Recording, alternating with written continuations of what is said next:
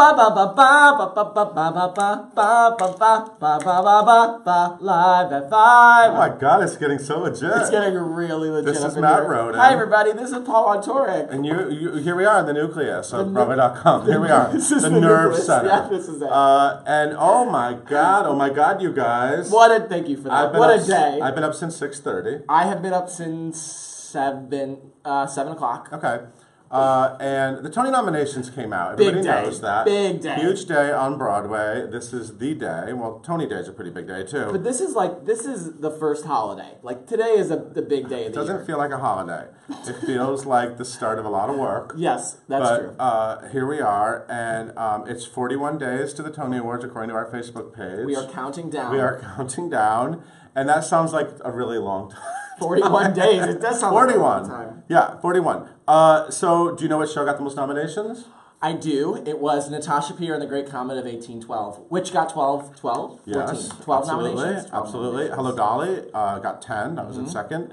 Dear Evan Hansen got 9. A Doll's House Part 2 got 8, including all four stars. Come From Away 7. Groundhog Day 7. Oslo 7. So those are sort of the big nominees, and I went to the New York Public Library for Performing Arts. I went there and watched Jane Krakowski and Chris Jackson announce them. There may have been an issue in the room where.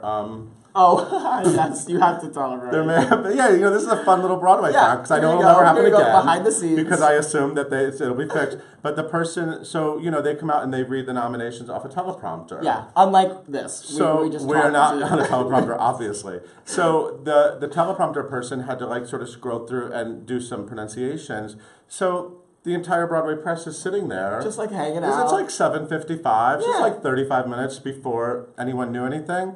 And I knew 5 major categories. I knew who was nominated because this person was just sort of blindly scrolling. Which was honestly, I know, bad for everybody else, but, kind of good for us because we prepped everything. We had everything, ready to go. It took a lot of the stress off of us. We had certain categories ready to go. We were just, prepped and ready to hit, go. And it took the room it took the 48 Tony Awards people that were in the room a long time to figure out this was happening. Anyway, it never happened again. We did not break any embargoes. No, we did not go early with the news. No, it was just an amusing anecdote that you wouldn't have known from home. It was helpful for us. It really was helpful. It was mostly helpful. Okay, snubs. Snubs. It's hard. Fill me in. Snubs suck. Look, we hate this. Broadway Box, our sister site, I like to call them the sister site. Josh just did a whole feature where he listed By the way, which I love this list. It's a great feature. It's an unbelievable list. Where he basically listed 55? Something like that. Amazing performances that didn't get 20 nominations. So and it's calm down everyone. Yes. It's show business. We're going to get through this. But we did ask our readers their most upsetting snubs. And I would like to reveal that list. Oh, they voted? Yes, and I'm going to reveal the top 5, the top 5 upsetting snubs. I'm ready. Right now. Number 5 was Amelie for Best Musical. Not nominated. For Best, it's for the category. It's yes. that show for that category. Well, I don't know, it's just Amelie. Did Amelie get any? No, they got shut out. Number 4 was Laura Osnes Bandstand, who we adore. Love. Who's fabulous, who will go on to more shows and more Tony nominations. She's so good. Okay. Number 3 was Philippa Sue, if you prefer. Amelie. People love Number Amelie. 2, Christy Altamar for Anastasia. Yeah, this was Christy, I did not see that one coming. I think I was expecting a nomination So was I. there. She had been nominated for a lot of other awards. It didn't happen. And the number 1 snub in general was Anastasia for Best Musical. Again. If Anastasia showed up and said, exactly. Yo. Exactly. Not okay. But again, 13 musicals, new musicals, and they only nominated 4. Everyone was expecting it to get expanded to 5. Or 6. Matt, you don't just make up the rules. Well, I don't know how it works. No, but it would only expand to 5 if the voting went a certain way and if it was close enough in a certain way. Okay, what's the last time it was 5 musicals? Do you know the answer to that? Last year, I think. Was it 5 last year? I don't know. I mean, it's pretty common. That's why I feel like it's been 5 very recently. So anyway, it sucks. Yeah, and these comments, you guys, I mean, everybody that's writing what's going on? A lot of people, Christy and Anastasia, people are very happy for Evan Hansen and great comment, Ben Platt. Wait a minute, can I just say something? Tell me. We forgot to say who our special guest today is. From the Tony-winning Best Musical on Broadway. Yes. Who's here? J. Harrison G. Yes, I said it right. Yes, J. Harrison G. is currently playing Lola in Kinky Boots on the Broadway. So we'll bring Jay Yeah, Harrison. People were talking about Groban. Oh yeah, nominated. He got nominated. Dear Evan Hansen. Falsettos, very happy. John Beyond is, yeah. Yeah. So yeah, all 4 of the falsettos, The Bronx Tale Shutout. got nominated. Gideon Glick. That one hurt. That one hurt really bad. That one hurt. That one hurt really bad. That hurt. Gideon and Glick actually, sucked. I saw someone publish something on Facebook that was like, "We featured all these Tony nominees," and I had to like read him and be like, "By the way, like Gideon wasn't nominated." It sucks. It sucks. It sucks. Another person who I really was hoping to see nominated was Corey Cott of Bandstand. Yeah, another one. He does not have a Tony nomination, but he has a beautiful baby. He's got a baby. A baby boy. His wife Megan had Elliot Michael Cott yesterday. 8 pounds 1 ounce. We have a great photo that was actually taken last week at the Bandstand opening with her big baby bump and a great quote. She was due on opening night. I know, it was crazy. So congratulations to the Cotts. Can't wait to see that beautiful baby. Gorge. So Dreamgirls, let's move on. Let's move past Tony's for now. We'll be talking about it for 41 days. Yes, literally. Dreamgirls is officially coming to Broadway next year. Officially. Sort of officially. They're casting for it, so we know that it's in the works. Yes. This will probably be next year's big Tony nominee. Dreamgirls will You think so? Yes. Revival, big Yes, revival. I saw it in London. Do you think Amber will come? She better. You heard it here first, people. So Matt, do you know what the Ladybird heard? I don't know what the Ladybird heard. Well, apparently, you can find out if you go to the West End, where the new musical, What the Ladybird Heard. Oh! That sounds like a great red carpet challenge. Yeah, What the Ladybird Heard. Like, What the Ladybird Heard. I also like the idea that they used it as a title to, like, draw people in. They're like, you want to find out what the Ladybird heard? Like, you gotta come see the show. Allegedly, it's a children's book, and it's now a musical in the West End starting July 5th. It's the new Harry Potter # keep the secret. Yeah, it's the new. What did the Ladybird hear? Keep the secret. Keep the secret. Also in the West End is the Simon and Garfunkel story. Which That's a musical? All about. I'm ready for this I guess one. it's been touring a while, and that's also playing like once a month in the West End.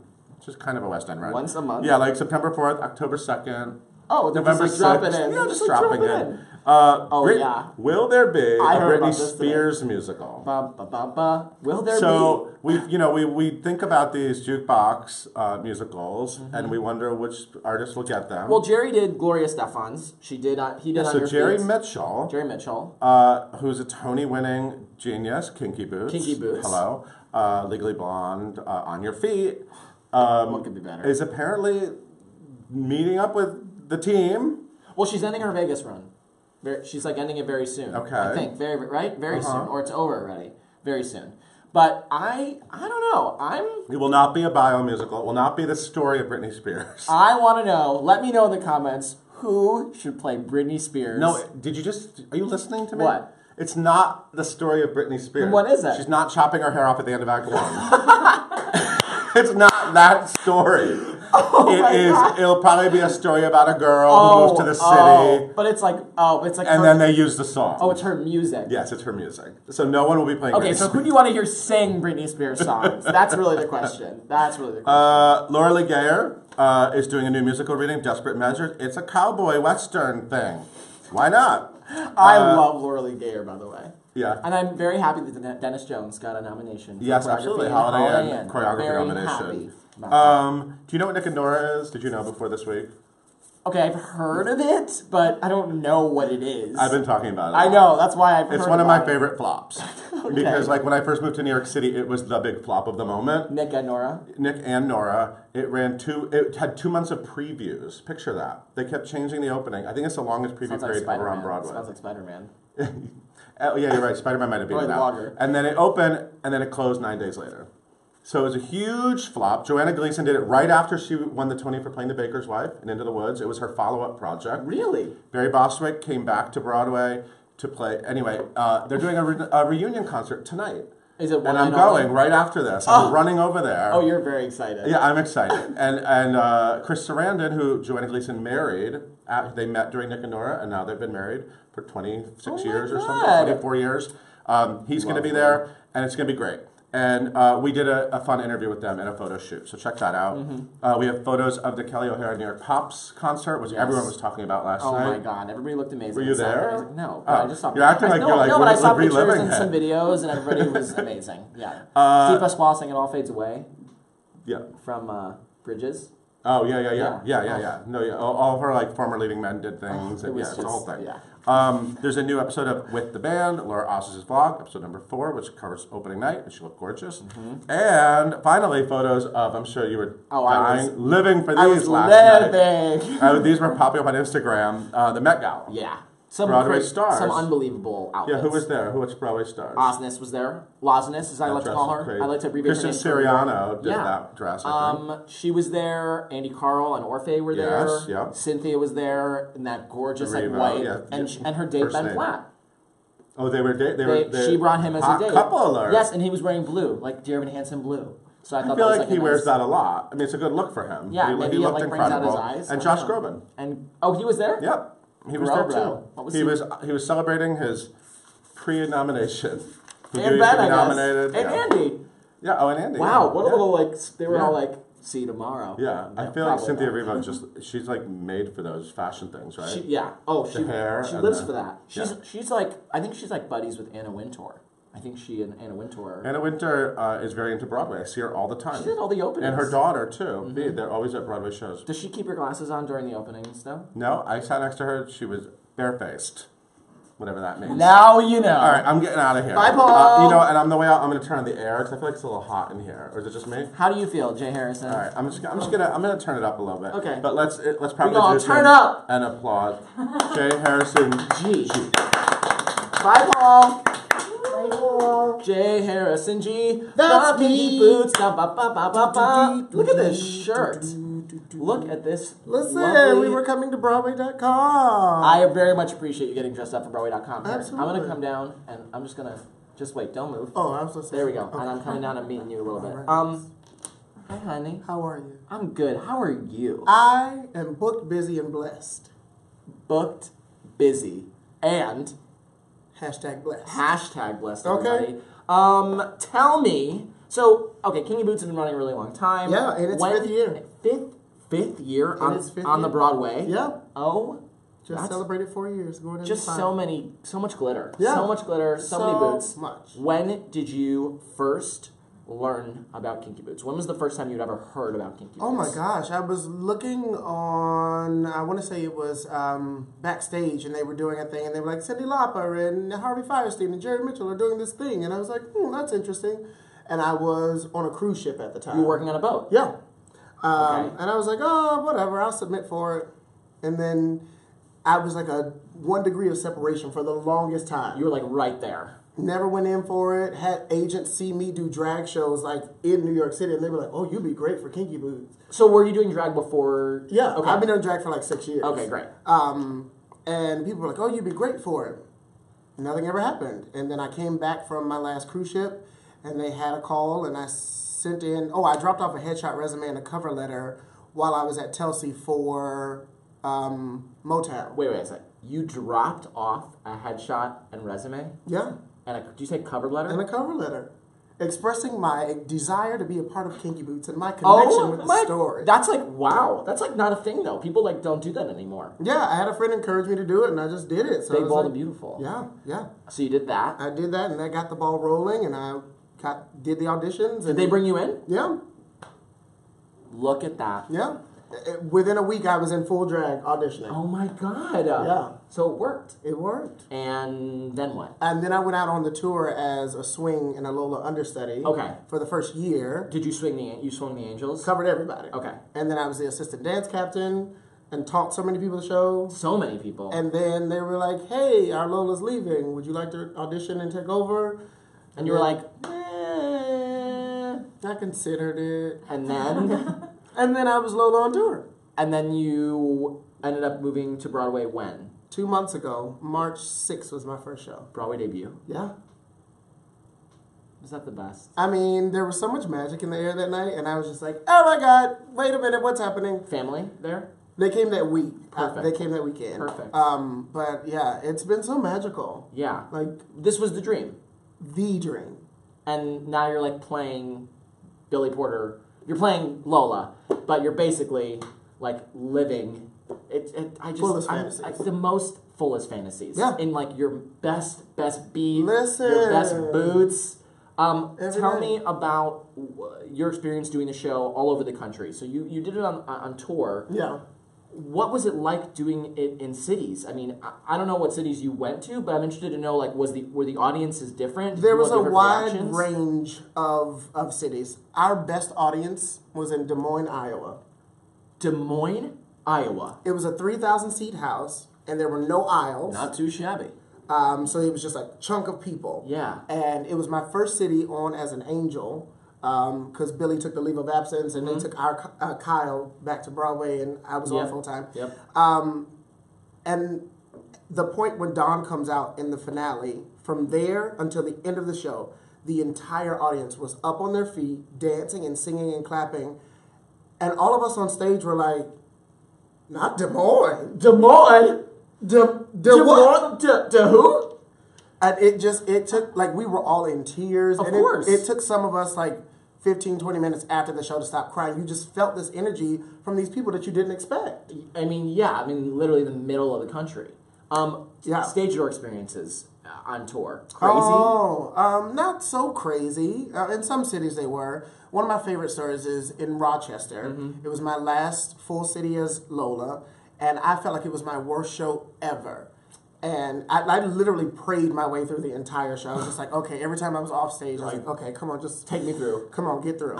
And there were these two young ladies at the stage door, and they're like, your performance was so inspiring, and we're studying to do musical theater, and we just love you, and it was amazing. And then there was an older lady who was standing there, and she said, I want you to stay here and hear this, young ladies. And she said, I promised my best friend I would bring him to the show when we knew Kinky Boots was coming. And she said he died, and she had a picture of him in a frame. And then she handed me an angel bear.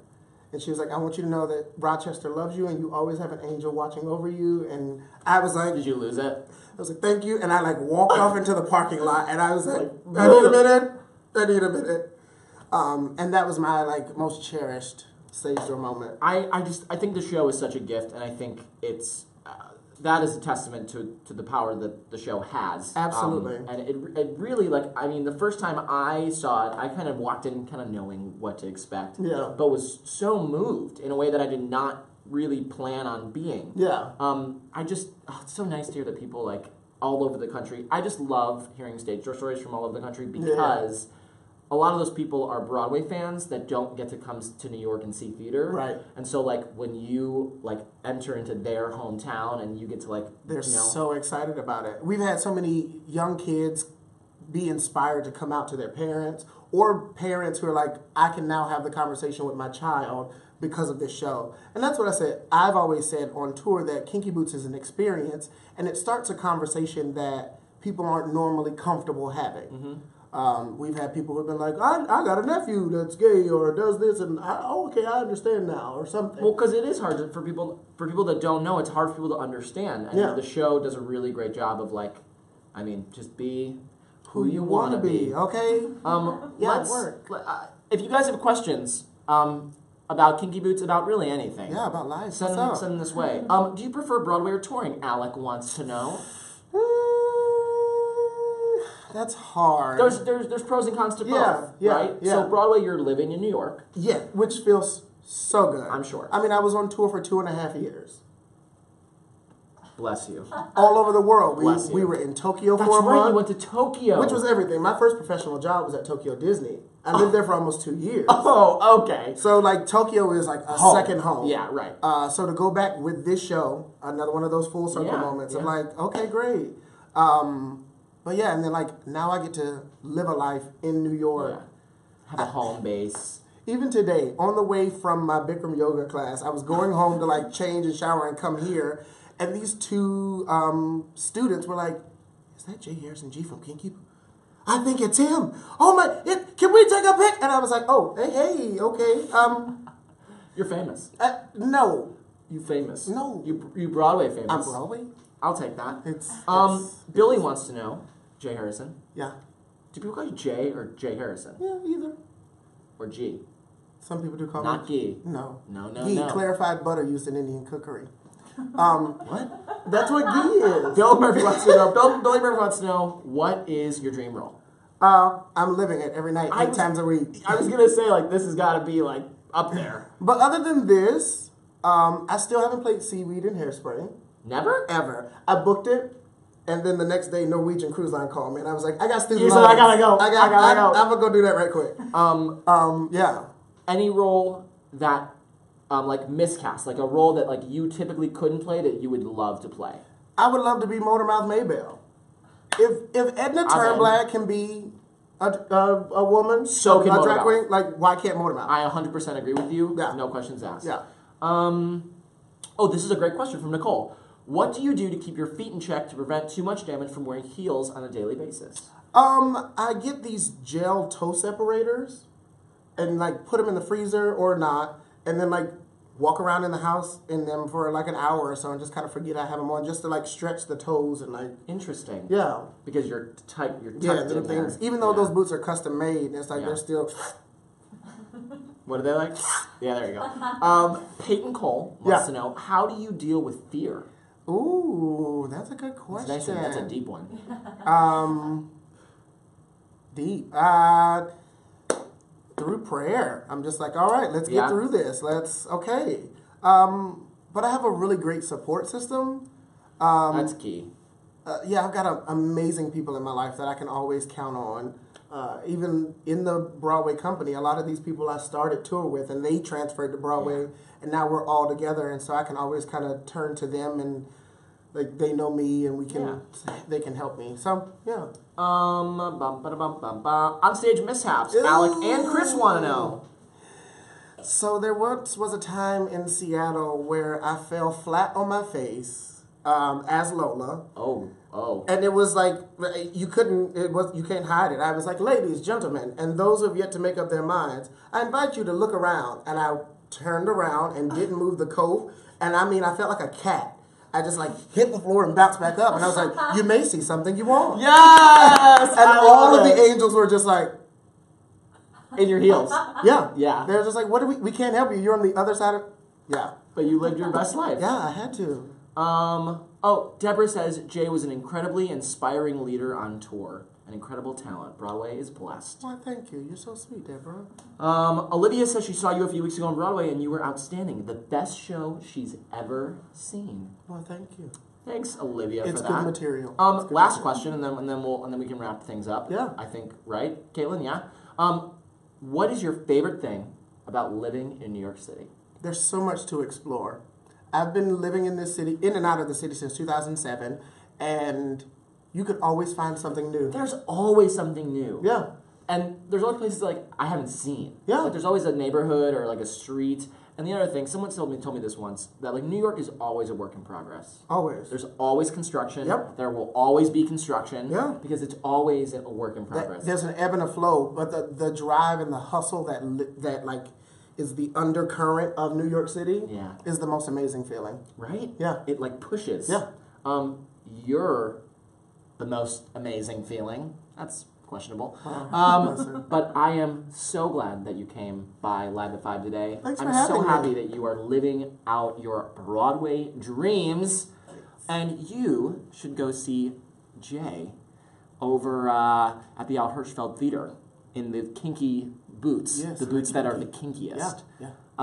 Anything you wanna say to the peeps as a sign off? Listen, just be who you want to be. Never let them tell you who you ought to be, because you are enough. Love you. I love you all. See you guys tomorrow. Bye. Bye.